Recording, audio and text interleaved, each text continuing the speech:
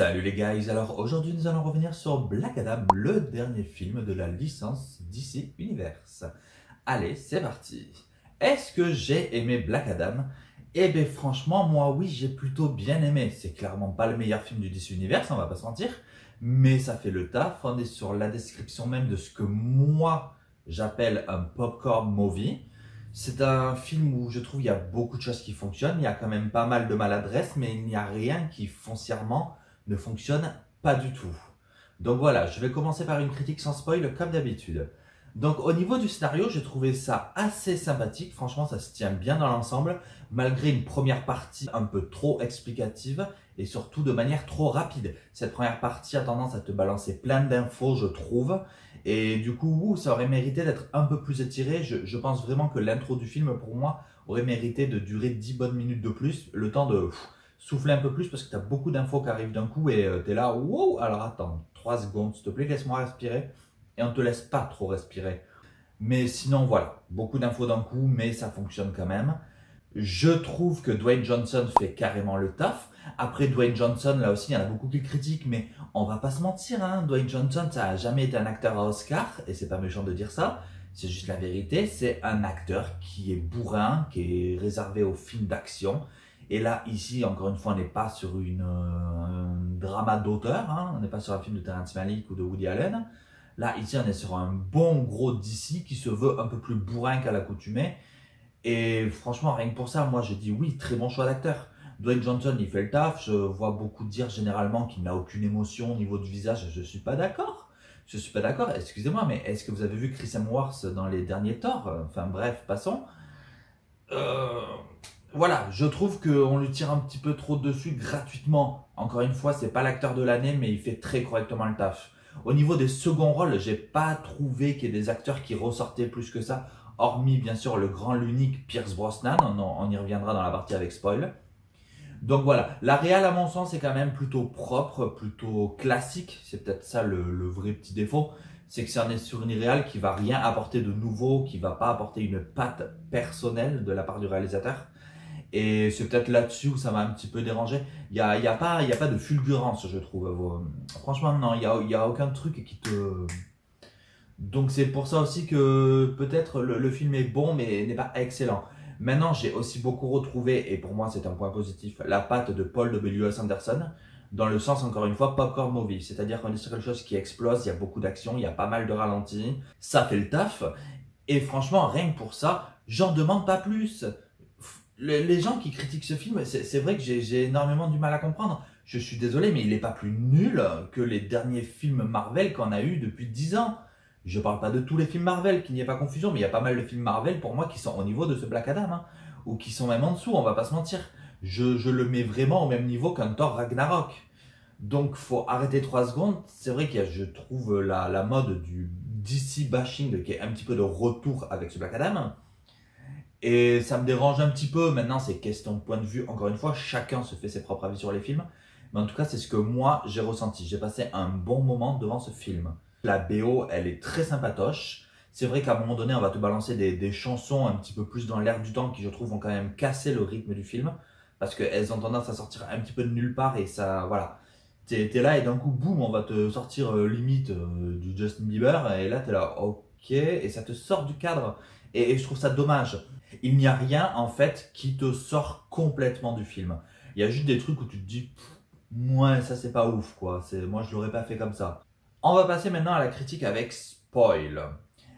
Alors, franchement pour moi, celui qui tire le plus en épingle de jeu dans ce film, ça va être Pierce Brosnan. Pierce Brosnan, franchement, j'ai jamais trop aimé cet acteur parce que je trouvais simplement qu'il n'avait pas un charisme de fou. Mais ici, oh là là, mais il a un charisme incroyable. Là, en revanche, je trouve. Pierce Brosnan, c'est comme le vin, hein, ça se bonifie avec le temps, mais vraiment. Son rôle, pour moi, il survole le film. C'est vraiment le deuxième personnage majeur derrière Black Adam.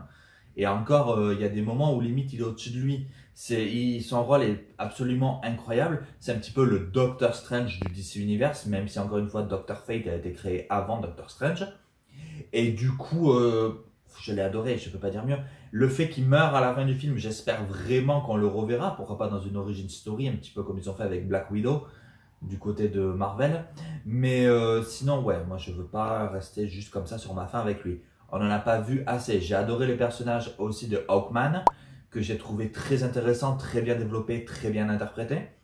Les deux autres super-héros, pour le coup, je les ai pas trouvés plus intéressants que ça. Après, c'est vrai qu'il y avait cette volonté, je pense, de pas trop les développer parce qu'il n'y avait pas trop le temps. Mine de rien, le film ne dure que 2 heures. Et du coup, voilà, il n'y a que Cyclone où j'ai beaucoup aimé les effets spéciaux qui étaient faits autour du personnage. Et je reconnais que son costume me faisait beaucoup penser, me demandez pas pourquoi, au costume de Winifred Sanderson dans Hocus Pocus. Donc voilà, je sais pas pourquoi. Mais sinon, voilà, ces personnages secondaires pour moi sont sympas, mais ils apportent rien de plus au récit, hormis peut-être un petit remplissage qui est forcément nécessaire.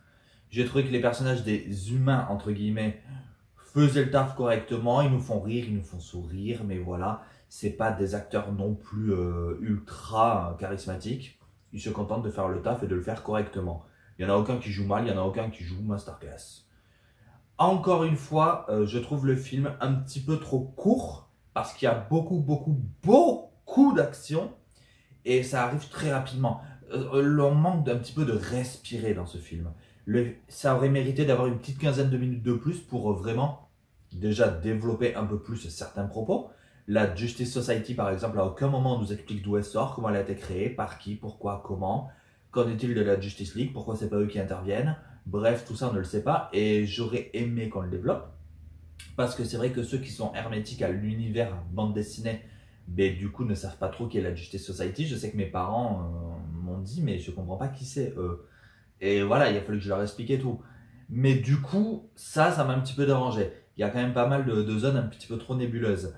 La scène post-générique, parlons-en, le retour d'Henri Cavill, mais j'ai cru que j'allais pleurer tellement j'étais content de le revoir. Son nouveau costume, tout en diamond, je dirais, franchement, il est magnifique. On sent que Henri Cavill prend un pied fou à jouer cette scène.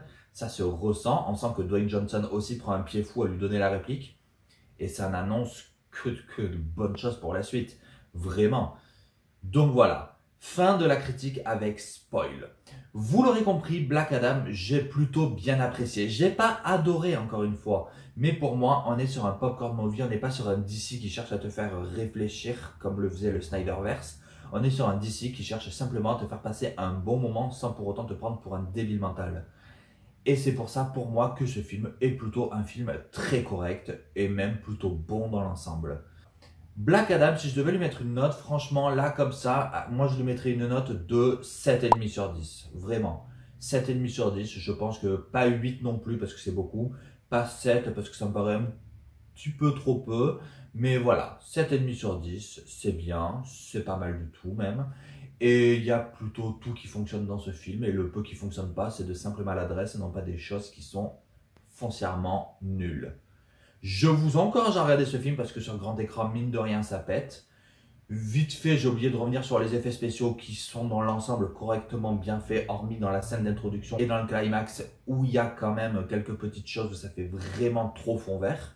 Mais sinon, les effets spéciaux sont quand même relativement corrects. Voilà, c'était ma critique sur Black Adam. J'espère qu'elle vous a plu. N'hésitez pas à me dire ce que vous en pensez. N'hésitez pas à liker si vous avez aimé. N'hésitez pas à vous abonner si ce n'est pas encore fait. Et enfin, n'hésitez pas à critiquer les enfants, parce que critiquer c'est bien, mais en version originale c'est toujours mieux. Allez, salut!